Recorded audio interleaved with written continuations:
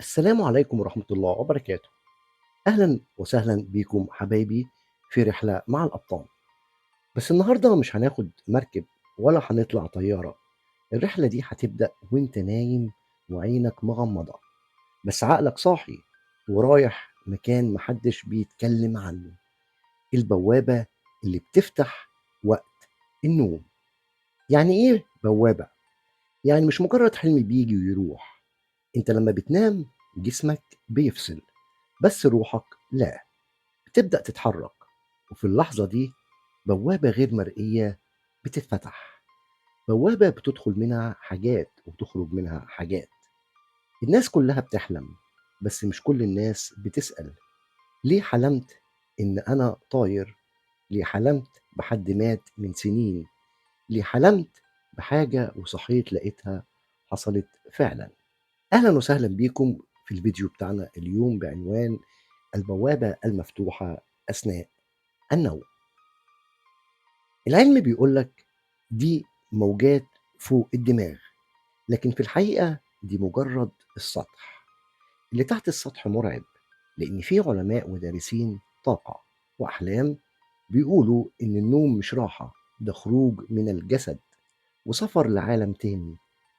والبوابة دي هي اللي بتفتح لك الطريق. اللحظة اللي انت بتدخل فيها في النوم أو نوم عميق، دماغك بتشتغل بطريقة مختلفة تماما. فيها موجات اسمها ريم، ودي بتفتح عندك وعي ما بعد العقل، اللي هو وعي الروح. وفي الوعي ده انت مش بتتخيل، انت بتشوف بالفعل، بتتفاعل، بتتأثر، وبتخرج منها أوقات بحالة نفسية متدمرة، أو العكس، بحالة نور داخلي مش مفهوم سببه. وفي حاجة خطيرة لازم تعرفها، انت مش لوحدك هناك. وانت نايم في أرواح تانية، في كيانات، في رموز بتتحرك، في رسائل بتتبعت لك، في كيانات بتحاول توصل لك معلومة أو تخوفك أو تختبرك. ممكن تحلم بحد بيطاردك، بس هو مش حلم، هو تجربة طاقية، إما تحذير أو هجوم طاقي أو رسالة وعي. وفي كمان نوع تاني من الناس اللي بيحلم بحاجات وبعدين يلاقيها حصلت بالحرف. أهو دول بيسموهم العدائيين من البوابة. ناس عقلهم بيتجاوز الزمن وبيشوف المشهد قبل ما يحصل، بس مش دايما بيكون فاهم اللي شافه، لأن الرموز في عالم الأحلام مش دايما واضحة. لكن اللي فهمهم قدروا يغيروا مجرى حياتهم. وأخطر حاجة في كل ده، إنك لو فهمت البوابة دي ممكن تتعلم إزاي تتحكم في أحلامك، تدخل بنفسك وتختار المكان وتتكلم مع اللي جواه. وده مش خيال، ده اسمه الحلم الواعي. وفي ناس وصلت إنها تتحكم في الحلم زي فيلم بتخرجه بإيدك. بس خلي بالك، اللي بيدخل البوابة وهو مش واعي ممكن يخرج منها وهو مش هو. وبكده نكون فهمنا إن النوم مش بس راحة، دي بوابة بتتفتح، بنعدي منها لعالم تاني. لكن اللي جوه البوابة مش دايما مريح، وفي أسرار محدش بيحب يتكلم عنها. بس إحنا دلوقتي داخلين نكشفها مع بعض واحدة واحدة من غير خوف. إيه الكائنات اللي جوه البوابة؟ في طاقة بتتكون حوالينا وإحنا نايمين، والطاقة دي بتبقى عاملة زي الهواء المشبع بالرموز. بس الغريب إن مش كل الرموز دي عشوائية. في رموز متكررة، في رموز متكررة عند ناس كتير، زي الثعبان، البحر، الطيران، الغرق، الطفل، النار. ودي مش صور عادية، دي كيانات طاقية بتظهر بصور مختلفة. والعلماء في مجال الأحلام بيقسموهم لثلاث أنواع. أول نوع الكيانات المحايدة، دي بتكون موجودة كأنها بتراقب، واقفة على جنب في الحلم، ما بتتكلمش بس بتبصلك. أحيانا تكون صورة حد مات أو حد مش مفهوم، بس أنت حاسس إنك شفته قبل كده. ودي بيقولوا إنها طاقة مرشدة، جاية تشوف هتعمل إيه مش أكتر. الحاجة التانية الكيانات المساعدة، ودي لما بتظهر تحس بالراحة فجأة، زي شخص بيساعدك تخرج من كابوس، أو طفل بيضحك لك، أو شخص بيقول لك خلي بالك من فلان. دي كائنات من مستوى أعلى في الوعي، أشبه بالحدث أو الملائكة الطاقية، ودي بتحاول تبعت لك رسالة من المستقبل. الحاجة التالتة، الكائنات المزعجة أو المتطفلة، ودي بقى أخطر نوع. ممكن تظهر في شكل كوابيس، بيكون عبارة عن صوت بيزعق، مكان مظلم، حد بيجري وراك، وممكن تكرر نفس الحلم كل يوم.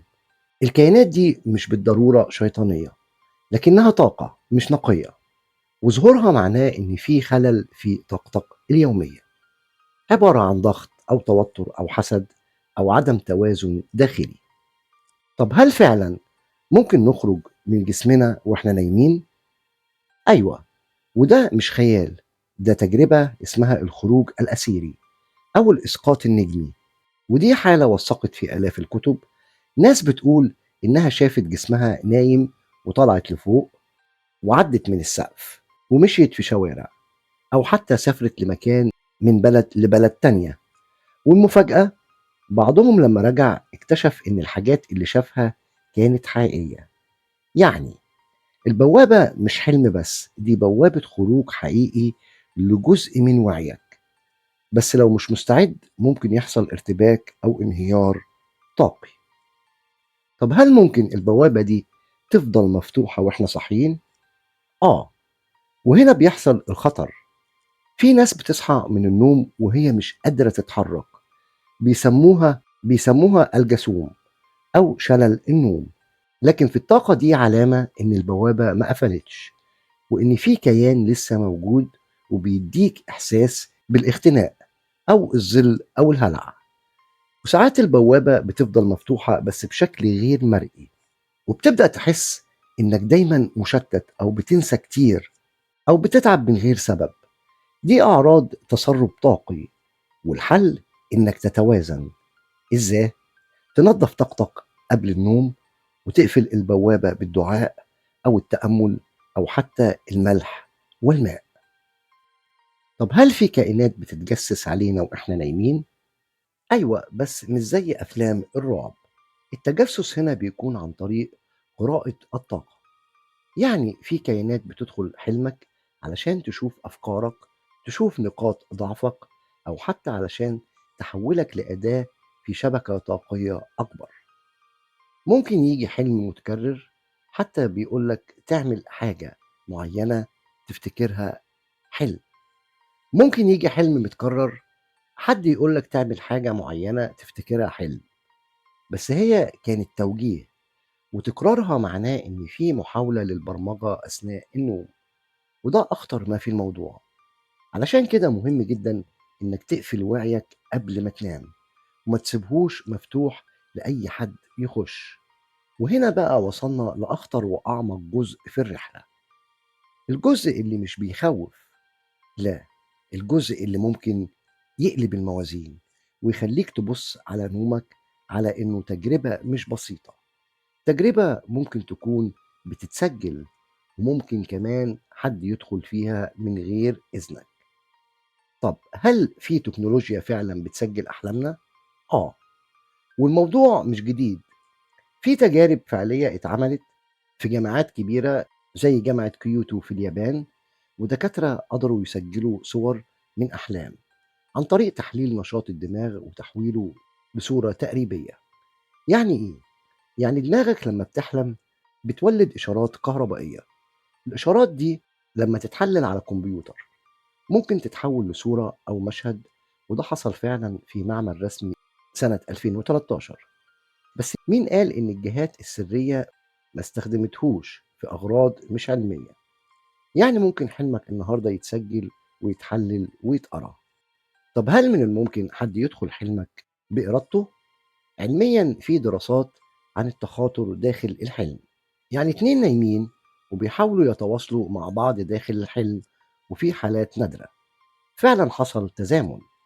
بس الأخطر من كده هو إن في تكنولوجيا بدأت تتكلم عن غرس الأحلام. يعني حد يزرع لك فكرة جوه حلمك زي فيلم. بالظبط، بس الموضوع ما بقاش خيال. في علماء وأبحاث بدأوا يجربوا يبعتوا إشارات للدماغ وقت النوم علشان يتحكموا في طبيعة الحلم ويزرعوا رموز أو مشاعر أو حتى قرارات. ولو التكنولوجيا دي وقعت في إيد مش أمينة، أحلامك هتكون مكان مكشوف، والبوابة هتكون مفتوحة قدام اللي يدخل يبرمجك على مزاجه. طب هل في جهات سرية فعلا بتستخدم البوابة دي؟ بصراحة في حاجات متخبية ورا العلم باسم الأبحاث، والمعنى إن جهات معينة بتستخدم تكنولوجيا وعلوم طاقة في الخفاء بتجرب على النوم وعلى الأحلام وعلى السيطرة الذهنية. مش بعيد أبدا تكون أحلامك بيتجرب عليها نوع من الذكاء الاصطناعي، أو إنك مجرد مشارك مش واعي في تجارب أكبر منك. والأغرب إنك كل يوم بتشوف حلم غريب تصحى تنساه، بس هو اتسجل واتحلل واستخدم كمان. طب هل ممكن نتحكم في بوابة أحلام حد تاني؟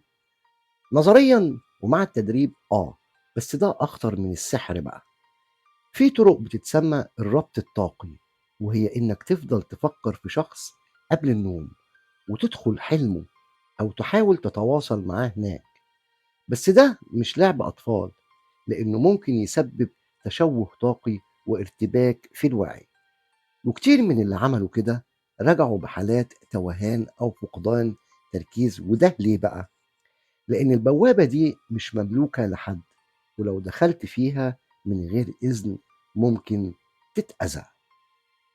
الخلاصة يا صاحبي في الرحلة النهاردة، النوم مش بس راحة، والحلم مش بس صورة بتعدي، ده في بوابة بتتفتح كل ليلة، بوابة بتسمح لك تطلع وتدخل وتشوف وتتشاف وتتسجل.